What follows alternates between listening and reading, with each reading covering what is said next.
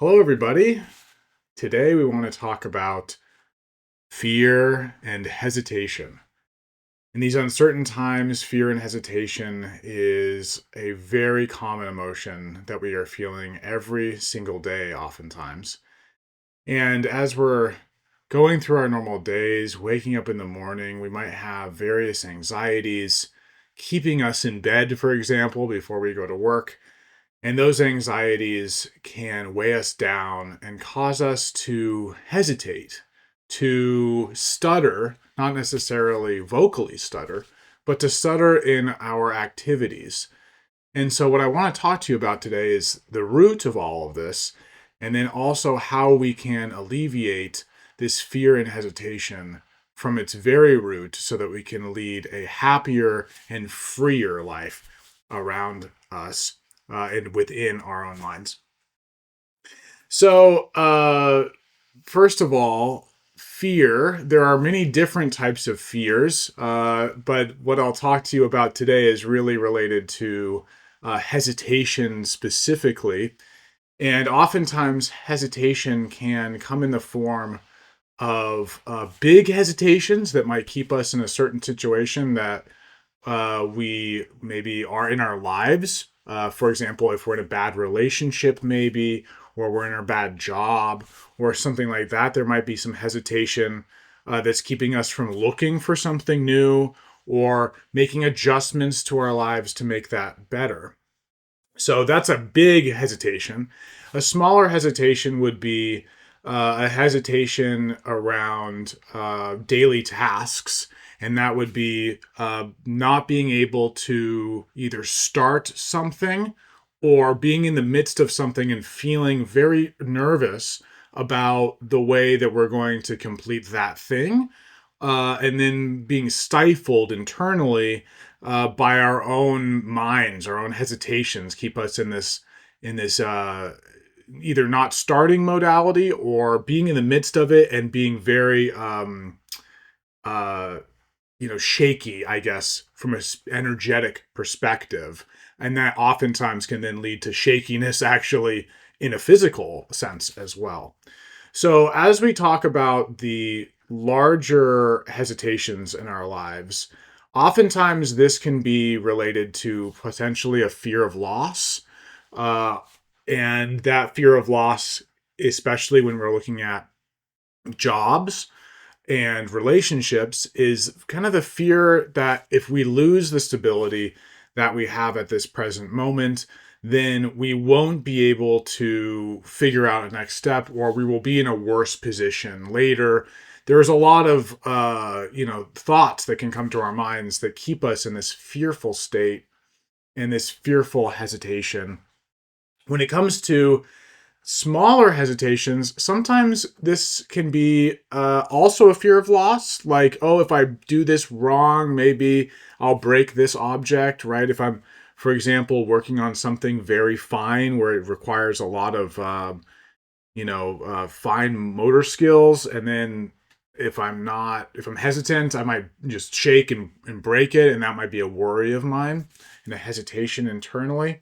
But it also can be fear of rebuke. Oftentimes, if we have relationships that we view as problematic in our lives, or we view criticism as being very negative, then we might fear rebuke. And this can manifest then in a hesitancy when we do our daily tasks around maybe a certain individual or group of individuals, and then we might actually begin to do things very subconsciously because of this fear that then creates actually a rebuking response. Because again, we are subconsciously, if we want to use that psychological term, what we're doing is we're not actually looking directly at our fear. Instead, we're being ruled by it, and then we are acting out a certain pattern of hesitancy, which then oftentimes will uh, cause rebuke because we will actually make a mistake, or we'll do things that are mistakes or issues, break things, etc., clumsiness. All this type of thing is potentially a fear of rebuke as well as a potentially fear of loss. So these are the two major fears that can come at the heart of a hesitancy, and that really is the reason why we might be hesitant about certain things, either in our daily lives or big, big picture types of um, decisions that we're just not making, or we're putting off, or we're caught in an indecision, and just no matter how hard we feel like we're trying, we're not really making progress. And again, these are all examples of what I'm calling hesitancy. So how do we break free of this? How do we really become very clear in our decisions or our path? How do we break free of all this hesitancy? And the real answer to this is in the heart of what fear is, and where this fear is coming from. And when the fear arises, to be able to actually see it in our minds very directly, and then to alleviate it with a short practice that I'll share with you. So the first of all, what is the fear what is the root of the fear that we are talking about here? And this is a concern for me, a concern for me and myself. We all have a me and myself. Some of us call that an ego in certain traditions. But whatever that is, it's the me and myself. And I want to protect the me and myself. And because I want to protect myself from pain and suffering, then what ends up happening is if I have examples in my life, potentially in my past, of pain and suffering that might have happened in certain situations, then when I see the pain and suffering start to arise again, or the causes and conditions of something that looks like it might create this pain and suffering, instead of looking directly at the pain and suffering, what we'll oftentimes do is say, oh my gosh, inside in our minds, oh my gosh, I really don't want to undergo this pain. And I'm now afraid of that pain because I don't want to feel this way, right? We all want to be happy and we don't want to suffer. And so this is what we do over and over again. And this is the fear. But it all comes down to this me, this fear of hurting a me, this wanting to protect a me, my own things, my own self, wanting that.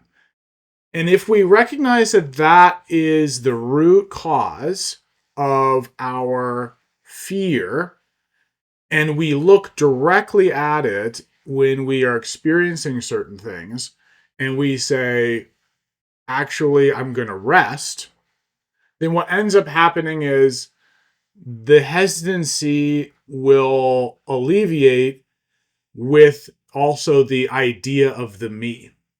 So it's a very counterintuitive type of response. But what we do is, as we see and this is getting into more of the practice stuff, as we see our minds begin to notice these causes and conditions that would otherwise maybe manifest this fear, or potentially we are now worried that something bad is going to happen to us, or we've noticed that maybe there's a trend of something bad that's happening, and this is now causing us to hesitate. At that very moment that we first notice that we're feeling unsettled and potentially hesitant, we then practice mindfully to recognize directly that that is coming from this sense of a me and wanting to protect a me. And rather than do what we normally do in a default setting, which is try to protect that me, we look directly at the me and notice that the me doesn't really have any substantiality. In our minds, we look directly at the me and rest. When we look directly at the me and we rest, what happens is we actually know, and we can gain confidence that there is no real me to protect. And if we don't have that confidence already, and that's not something that we can clearly do right away, if we can just tell ourselves that that is the case, even almost like we're baking it until we're making it, and we say, this is not about me. There is no me to protect, and we rest. Then what ends up happening is in the moments that we feel hesitant, there will be an alleviation of that feeling. And then we can do the thing and embrace whether or not we have rebuke or we have loss or whatever that is, because we recognize, hey, this isn't about me. There is no me to protect. And also, even if there are all of these things that are coming to my mind, that it's out of my control. I mean, everyone would agree with that. It's out of our control. And so might as well just get through it, because that's the only thing we're going to have to do anyway. And now at least we're also looking directly at the entire situation, which then will naturally alleviate any of these, I would describe it as subconscious or unaware types of behaviors that we might do that then are self-destructive or hesitant, but on a wavelength that we actually don't feel like we have any control over.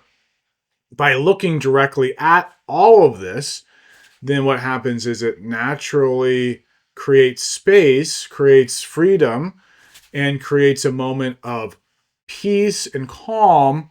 And it's just for a moment, but that moment is enough to shake the mind free and the awareness free of this grasping of wanting to protect this me.